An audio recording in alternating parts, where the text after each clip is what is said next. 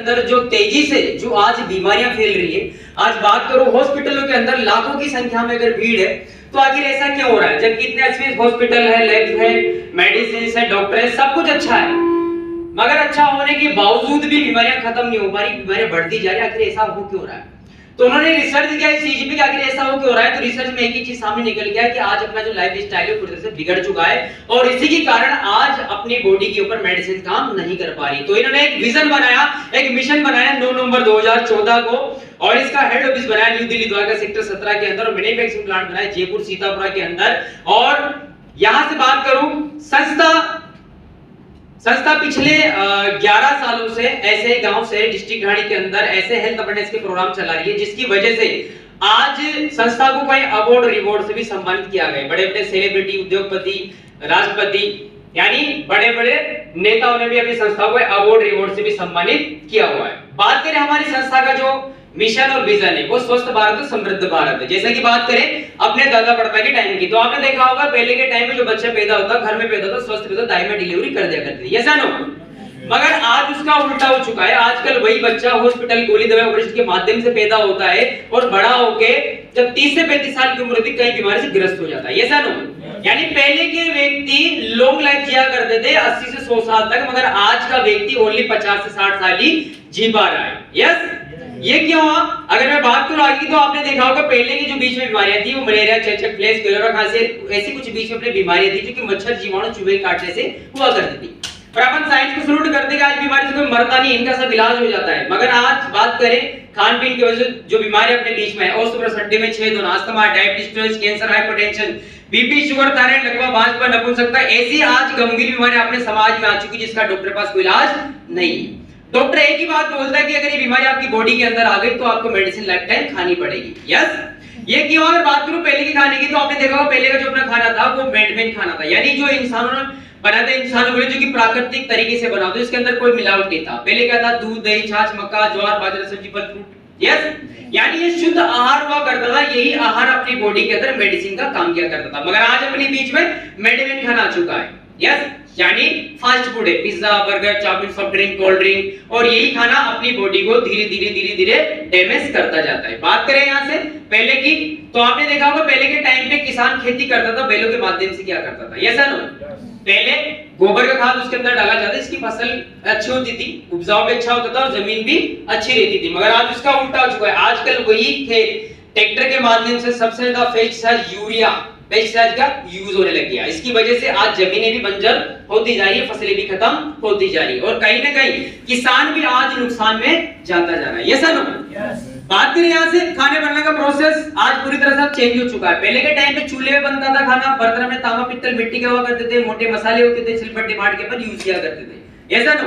और आज क्या हो गया? आजकल वही खाना चूल्हे की जगह गैस का प्रयोग होने लग गया। बात करो प्लास्टिक, स्टील, कांच, एल्युमिनियम के बर्तन आने लगे अपने मार्केट के अंदर, और सबसे ज्यादा बात करो आज 90% घरों के अंदर एल्युमिनियम के बर्तन आपको मिल जाएंगे, जिसमें धड़ल्ले से वो खाना पका रहे हैं। यस, पहले के टाइम पे अंग्रेज कैदियों को खाना एल्युमिनियम के बर्तन में दिया जाता था, क्योंकि वो जानते थे एल्युमिनियम के बर्तन में खाएंगे तो इनकी इम्यूनिटी कमजोर हो जाएगी, और इम्यूनिटी कमजोर हो जाएगी, जेल तोड़ के नहीं जाएंगे। यस, मगर आज एल्युमिनियम हमारे घर में फैशन के रूप में आ चुका है। आज 90% तो मतलब एल्युमिनियम मिल जाएगा अपन को। यस, और वही एल्युमिनियम आपकी इम्यूनिटी को खत्म करने का काम करते हैं। बात करें मसाले की, तो आज आप भी जानते हो हर इंसान को इतना टाइम नहीं कि मोटे मसाले लाएगा, सिलबट्टे वाट के यूज करेगा। यस, सीधा जाता है और रेडीमेड लाके यूज करता है। आज ही मैं सवेरे देख रहा था कि वो न्यूज देख रहा था, एवरेस्ट मसाले, ब्रांड मसाले ना, आज उसके अंदर भी छापा पड़ा है, तो उसके अंदर भी केमिकल्स पाया गया है। सोचो आप। बात करें यहाँ से जंक फूड और फास्ट फूड की, तो पहले के टाइम पे क्या था? पहले के टाइम पे दूध और दलिया हुआ करता था, जिसको खा के इंसान हष्ट पुष्ट रहा करते थे, ऐसा ना? और आज क्या होता है? आज तो दूध दलिया कोई जानता ही नहीं, आज तो फास्ट फूड आ चुका है। बच्चे बोलेंगे नहीं अभी तो मोमोज बनाना है, वो क्या बोलते हैं उसको, पिज्जा, ठीक है, उसके अलावा बहुत सी चीजें होती है, तो बच्चे वो खाते हैं। दूध दलिया के बच्चों को बोलते कि बेटा ये दूध दलिया खाना, नहीं ये चीज खाने की नहीं है। यस या नो?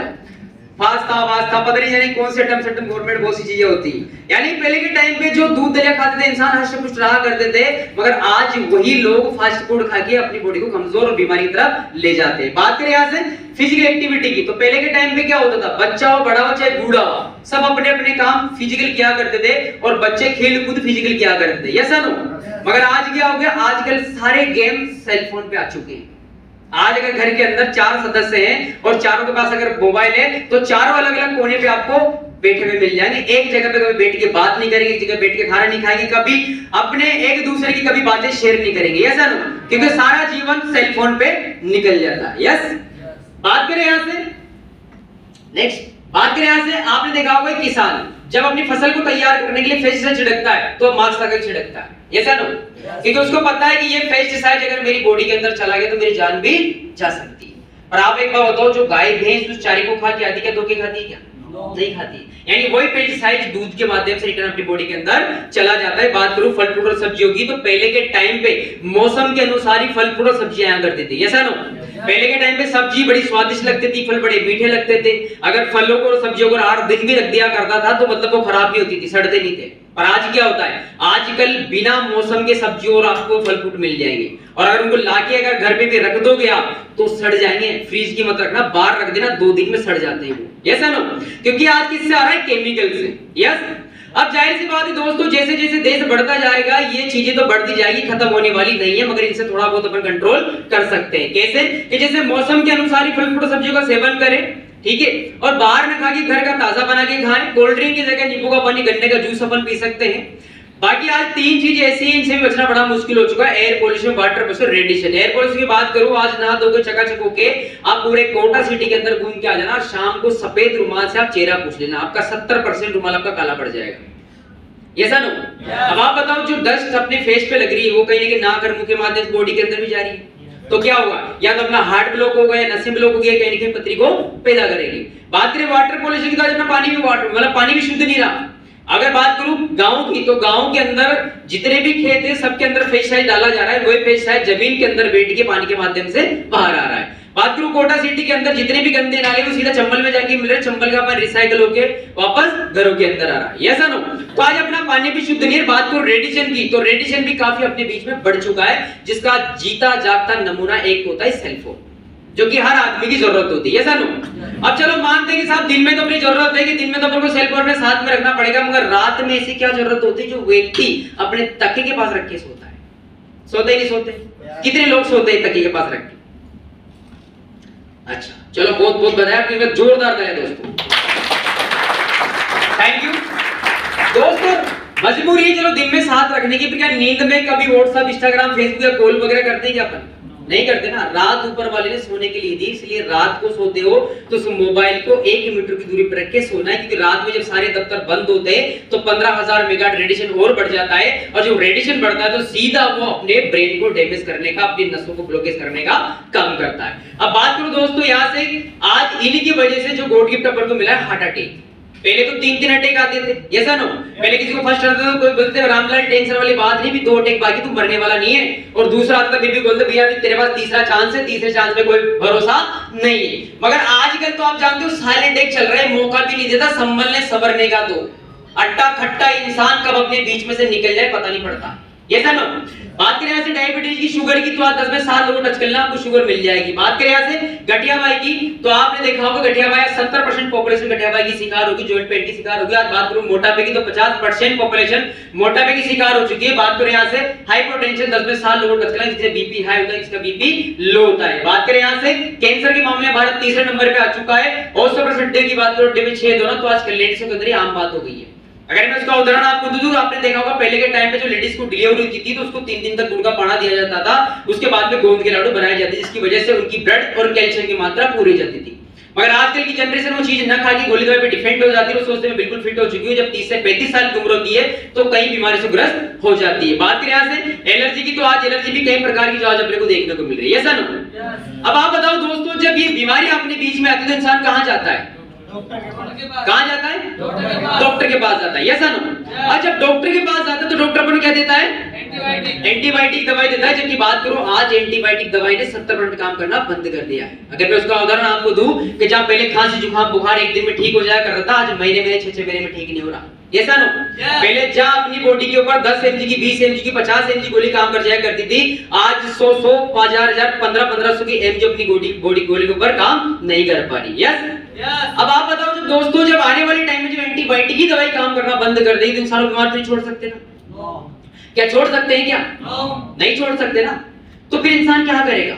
इंसान बुजुर्ग में क्या करेगा, कहां जाएगा, कैसे अपने परिवार को बचाएगा, कैसे स्वयं बचेगा। यस, ये चीज सोची हमारे संजीव सर ने। हमारे संजीव सर ने देखा कि यार आज बात करें कि लाखों करोड़ों की संख्या में आज हॉस्पिटल के अंदर भीड़ लगी हुई है। अगर एक हॉस्पिटल के अंदर एक मरीज है, अगर वो बेड पे है तो उसके साथ में 3 व्यक्ति उसके यहाँ पे देख रेख के लिए वहां पे फिक्स हो जाते हैं। Yes no?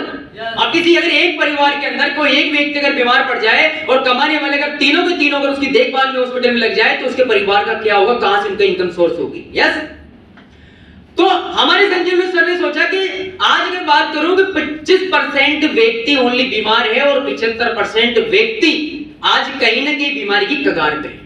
यस, यानी जो व्यक्ति बेड पे पहुंच चुका ऑलरेडी, जो व्यक्ति वेंटिलेटर पे जा चुका है, मगर जो अच्छे व्यक्ति हैं वो भी कहीं ना कहीं उसी लाइन में लगे हुए हैं। यस, और बात करूं आज एंटीबायोटिक ने दम तोड़ दिया है। अगर यदि आज भी अगर इन लोगों को नहीं बचाया गया तो ये लोग भी बेड पे जाने के बाद में गारंटी नहीं है कि ये लोग ठीक हो जाएंगे। यस, तो हमारे संजीव सर ने सोचा कि जो ऑलरेडी व्यक्ति बेड पे पहुंच चुका, ऑलरेडी गंभीर बीमारी से चला गया, उसका तो हम कुछ नहीं कर सकते, मगर जो व्यक्ति बीमारी की तरफ जा रहा है, जो व्यक्ति बीमार होने वाला है, जो व्यक्ति हॉस्पिटल में जाने वाला है, उस व्यक्ति को हम बचा सकते हैं, उसको ठीक कर सकते हैं। जिस तरह से इस बॉडी को प्राकृतिक ने बनाया है, उसी तरह से प्राकृतिक जड़ी बूटियों का रस बना के अगर प्राकृतिक बॉडी के अंदर डालेंगे तो आने वाली गंभीर बीमारियों से बॉडी स्वस्थ और तंदुरुस्त रहेगी, कभी बीमार नहीं पड़ेगी। दोस्तों,